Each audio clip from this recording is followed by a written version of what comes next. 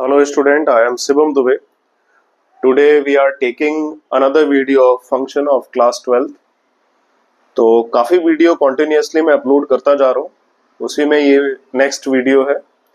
So that the exponential function f such that r to r given by fx is equal to a to the power x is 1 1 but not on 2.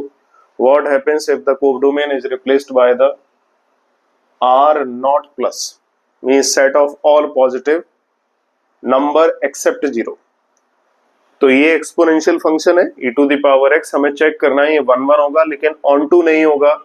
किस mapping के लिए? इस mapping f such that r to r के लिए. अब बोला है कि अगर कोडोमेन r नॉट प्लस हो जाए तो फिर ये ऑन टू हो जाएगा, मुझे ऐसा लग रहा है, लेकिन चेक करते हैं अब कैसे हो जाएगा. रीजन भी समझते हैं.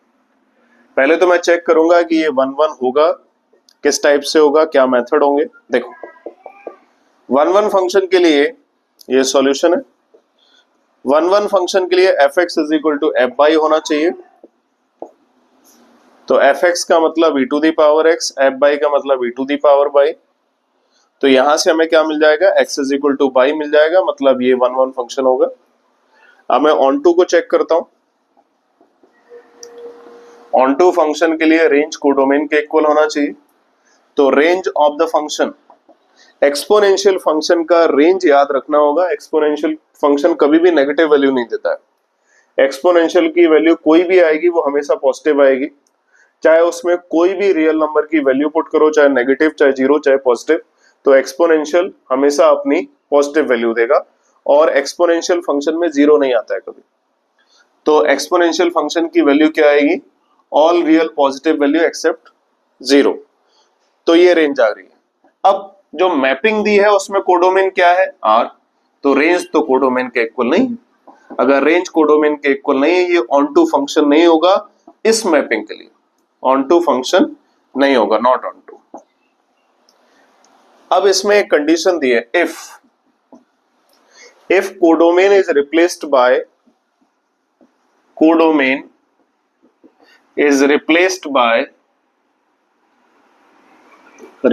बाय आर नॉट प्लस, है ना. Set of positive real number है, उनको ले लो कोडोमेन में. तो फिर मुझे बताओ क्या होगा. ऐसा फंक्शन में पूछा है. तो इसका मतलब है रेंज तो मैंने फाइंड कर ही ली है. पॉजिटिव रियल नंबर है, non zero positive real number है. तो और कोडोमेन भी अगर आर नॉट प्लस हो जाए तो ये दोनों इक्वल हो जाएंगे. मतलब ये रेंज जो है वो कोडोमेन के इक्वल आ जाएगी. अगर रेंज कोडोमेन के इक्वल आ जाएगी तो ये ऑन टू फंक्शन उस केस में हो जाएगा. किस केस में होगा? जब कोडोमेन आर नॉट प्लस हो, है ना. All positive real number except zero अगर हो जाए तो रेंज कोडोमेन के इक्वल होगी, मतलब ऑन टू फंक्शन होगा. मुझे लग रहा है समझ में आ गया होगा. क्वेश्चन सेकंड देखते हैं. If a is equal to 1 2 3 so that a 1 1 function इस मैपिंग के लिए मस्ट बी ऑन टू. मतलब जो 1 1 फंक्शन है a is equal to 1 2 3 set define है और उसके लिए ये मैपिंग है और ये 1 1 है ऑलरेडी. तो we have to check this is 1 1, this is onto function और नॉट. तो we are going to check that. तो a is equal to 1 2 3 given, we have given this value. तो 1 1 के लिए रूल क्या होता है? 1 1 के लिए रूल होता है कि एक पे एक वैल्यू आनी चाहिए. तो a को अगर मैं डोमेन सपोज करूं और 1 वैल्यू जो इस मैपिंग के लिए फंक्शन डिफाइन होगा, तो 1 पे शायद वैल्यू 1 आ रही हो, है ना. 2 पे वैल्यू 2 आ रही हो और 3 पे वैल्यू 3 आ रही हो. 1 1 फंक्शन है तो इतना ही हो सकता है. एक पे एक वैल्यू आ रही होगी और यूनिक वैल्यू आ रही होगी. ये पॉसिबिलिटी हो सकती है. या फिर ऐसे भी हो सकता है 1 पे 2 आ रही हो, 2 पे 3 आ रही हो, 3 पे 1 आ रही हो, मतलब यूनिक आ रही होगी, एक पे एक आ रही होगी, है ना. ऐसा भी हो सकता है शायद 1 पे 3 आ रही हो, है ना, और 1 पे 3 आ रही हो, 3 पे 1 आ रही हो और 2 पे 3 आ रही हो. ये भी पॉसिबिलिटी हो सकती है. लेकिन कुछ भी आए, इनमें से कोई भी केस आए, तीनों केस से ही क्लियर हो रहा है कि इसकी रेंज क्या आ रही है. ये 1 1 फंक्शन पे पॉसिबिलिटी है. अगर ये 1 1 फंक्शन है और क्वेश्चन में मेंशन कर दिया है दिस इज अ 1 1 फंक्शन, तो रेंज क्या होगी? तो रेंज हर केस में नोटिस कर रहे होगे 1 2 3 1 2 3 1 2 3 3 1, अच्छा 1 पे 3 आ रही है, 3 पे 1 आ रही है, और 2 पे 2 आ रही है, क्योंकि मैं 3 ऑलरेडी ले चुका हूं। 2 पे 2 आ रही है, 1 पे 3, 3 पे 1, 2 पे 2, है ना। तो तीनों ही केस में क्या आ रहा है 1 2 3, तो रेंज तीनों ही केस में क्या आ रही है 1 2 3 आ रही है। और रेंज अगर 1 2 3 आ रही है, यही कोडोमेन के इक्वल है। कोडोमेन कितना है ए, और ए का मतलब क्या है 1 2 3, तो रेंज कोडोमेन के इक्वल होगी। रेंज अगर कोडोमेन के इक्वल होगी, बिल्कुल ये ऑन टू फंक्शन हो जाएगा। Yes, onto function, clearly we can say this is a onto function. Now move on, question number 3rd. अब इसमें बोला है कि we have to give in onto function, है ना। we have to check this is 1 1 function or not. हमें ये check करना होगा ये 1 1 है कि नहीं। तो onto बोल दिया है, onto बोल दिया है, onto का मतलब क्या है कि रेंज कोडोमेन के इक्वल है। onto फंक्शन गिवन है ना, दिस इज गिवन वैल्यू। तो ऑन टू फंक्शन गिवन है, ऑन टू फंक्शन का मतलब रेंज कोडोमेन के इक्वल होगी। अब कोडोमेन क्या है, ए है, तो रेंज भी क्या होनी चाहिए, ये भी ए होनी चाहिए। तो रेंज हमें क्या मिल गई यहां से, रेंज अभी मैं इसी को रखता हूं, तो रेंज हमें ए के इक्वल मिल गई।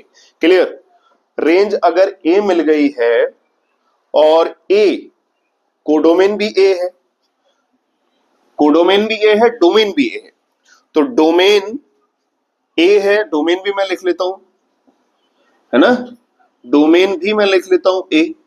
देखो डोमेन भी ए आ रही है और रेंज भी ए आ रही है, ठीक है, डोमेन भी ए आ रही है, रेंज भी ए आ रही है, इसका मतलब क्या हुआ, ये 1 1 फंक्शन होगा। क्यों, क्योंकि अगर 1 पे 2 आ रही होगी, 2 पे 3 आ रही होगी, तो 3 पे 1 आ रही होगी, ठीक है।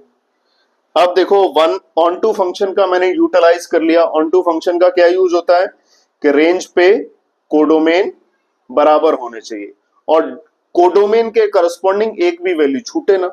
तो देखो अगर मैं 2 पे 1 ले रहा हूं, 3 पे 2 ले रहा हूं और 1 पे 3 ले रहा हूं, तो एक भी वैल्यू छूट नहीं रही है। और फंक्शन होने के लिए जरूरी क्या है, फंक्शन होने के लिए जरूरी है कि डोमेन की एक भी वैल्यू ना छूटे। तो डोमेन की भी हमें एक भी वैल्यू नहीं छोड़ना है, और अगर ये ऑन टू है तो कोडोमेन की भी एक भी वैल्यू नहीं छोड़ना है। तो इसका मतलब 1 2 2 3 3 1 होगा। इसका मतलब एक पे एक वैल्यू आ रही है, तो ये 1 1 फंक्शन बिल्कुल होगा, ये 1 1 फंक्शन बिल्कुल होगा। यहां से एक चीज हमें समझ में आ गई, क्या समझ में आ गई कि अगर f such that A to A domain और कोडोमेन सेम हो जाए, और अगर 1 1 फंक्शन होगा तो ऑन टू हो जाएगा। अगर फंक्शन में डोमेन और कोडोमेन सेम हो जाए, तो अगर ऑन टू फंक्शन है तो वही 1 1 फंक्शन होगा, ठीक है। कुछ और क्वेश्चन लेते हैं फिर फिनिश करते हैं। फंक्शन का लास्ट वीडियो है, मैं फंक्शन कंप्लीट कर चुका हूं। जैसे ही एमसीक्यू और कराता हूं फंक्शन कंप्लीट हो जाएगा। जो मैं नेक्स्ट वीडियो लेके आने वाला हूं आर.डी. शर्मा के अकॉर्डिंग 3rd चैप्टर होगा इनवर्स ट्रिग्नोमेट्रिक फंक्शन, और एनसीईआरटी से 2nd चैप्टर होगा same chapter inverse trigonometric function.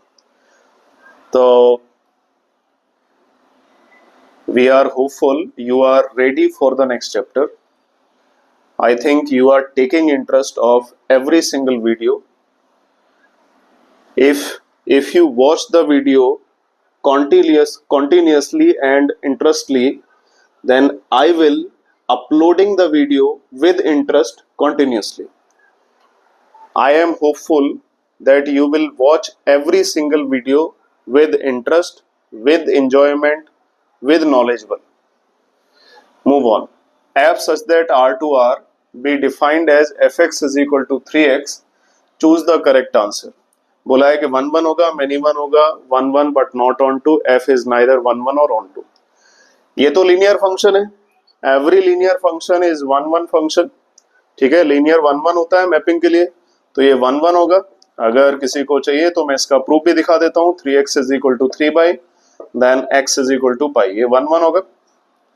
और इसका जो रेंज आ रहा है वो रियल नंबर का सेट है, और यही क्या है, कोडोमेन। तो ये 1 1 और ऑन टू दोनों होगा, है ना। पूछा है ये 1 1 होगा, बिल्कुल होगा।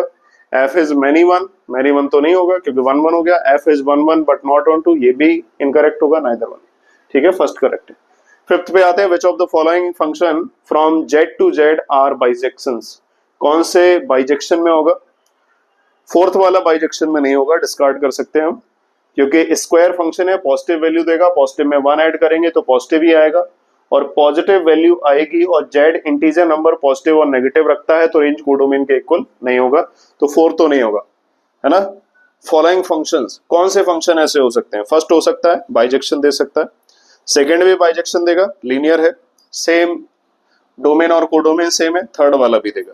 ठीक है, सिक्स क्वेश्चन पे आ जाते हैं। बोला है कि ये मैपिंग दिया हुआ है, f such that R to A given by fx is equal to x square upon x square plus 1 is surjective. Surjective का मतलब ऑन टू है, तो ए के लिए ए के बारे में पूछा है, मैं चेक कर लेता हूँ। ऑन टू चेक करने के लिए x की वैल्यू बाई के टर्म में निकालना होता है, so y is equal to x square upon x square plus 1 cross multiply to both side x square, तो then x square into by plus by is equal to x square. Now we transpose x square in left side minus by,